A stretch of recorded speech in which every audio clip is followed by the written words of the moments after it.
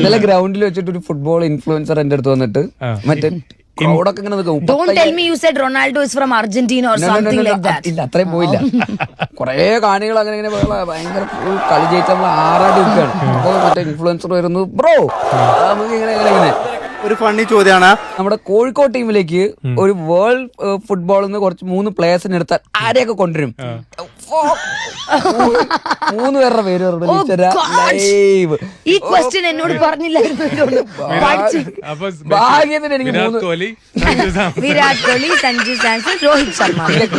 3 പേരുടെ പേര് അന്നേരം എന്റെ വായിൽ വന്നു. നമ്മളിപ്പോ അടുത്ത സീസണിൽ കാലിക്കറ്റ് എഫ്സിയിലേക്ക് 3 പ്ലേയേഴ്സ് വരാൻ തയ്യാറാണ്.